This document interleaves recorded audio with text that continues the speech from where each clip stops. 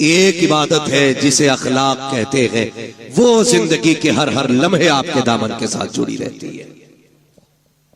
अगर आपके पास ये नहीं तो फिर कुछ भी नहीं। मेरी बात कान खोल के सुन लीजिएगा।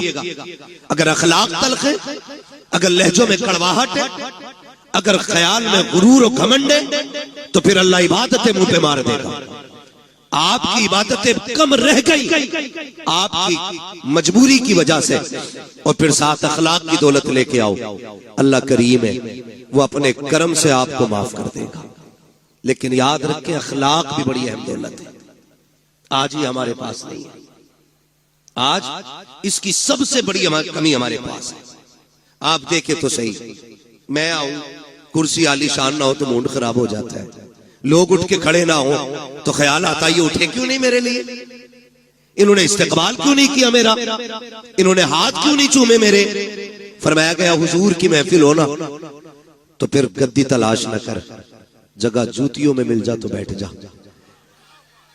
इसलिए कि इस जमीन पे ताज वाले भी पगड़ियां उतार के आया करते हैं।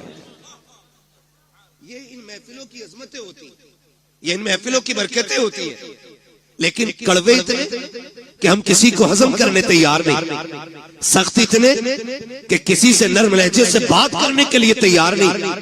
ओ भाई, जिसे कोई मुंह ना लगाया करे उसे तुम मुंह लगा लिया करो।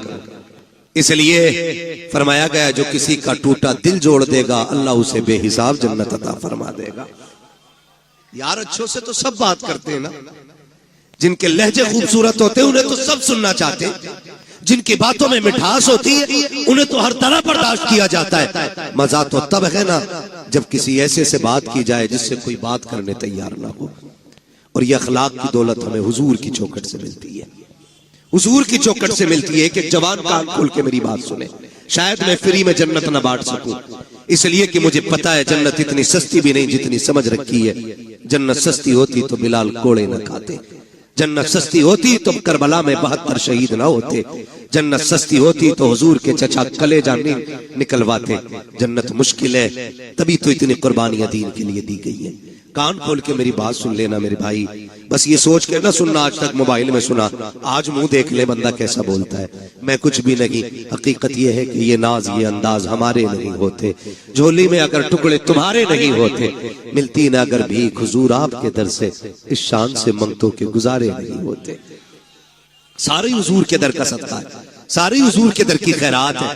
मैं कहने लगा हूं, जरा समझे, आज कोई किसी से 2 मिनट बात करने इसलिए तैयार नहीं कि मुझे टाइम नहीं, मैं बड़ा बिजी बंदा हूं, मजबूरी हो सकती है, बीमार है आप, तकलीफ में, कोई बात नहीं, आप फ्री बैठे, लेकिन आपके पास टाइम नहीं।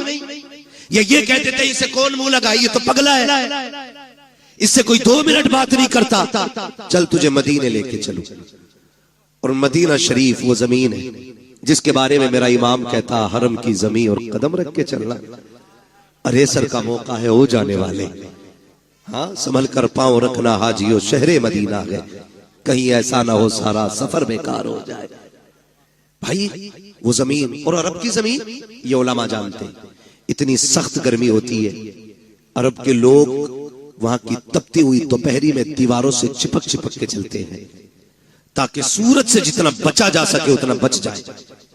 इतनी सख्त गर्मी। आज एसी का दौर है, आज पंखे का दौर है, लेकिन मैं हुजूर के दौर की बात कर रहा हूं, जाहिरी दौर की। मैं उस दौर की बात कर रहा हूं जिस दौर में खड़ा होना तो बड़ी बात है, सूरज के सामने टिकना मुश्किल था। उस दौर में अचानक एक खातून आ गई, हुजूर को इशारा किया, हुजूर सहाबा की मजलिस से उठे और जाके बात करने लगे। थोड़ी देर नहीं, बहुत देर हो गई। सहाबा कहते हम देखते रहे, कब ये जाए, कब ये बात खत्म हो, कब जाए, कब बात खत्म हो। जानते, कहते हुजूर पैर बदले बगैर उससे बात करते रहे थे, पैर बदले बगैर। आज मुझे बताइए किसकी गारंटी है जन्नती की? है कोई जो ये कहते मुझे मौत ईमान पे आएगी? है कोई जो ये कहते कब्र के सवालात से यूं निकल जाऊंगा? किसी के पास गारंटी है कि पुलसराज से यूं उड़ जाएंगे हम? पता है कि मीजान पे अमल रखे जाएंगे तो नेकी भारी होगी कि गुनाह?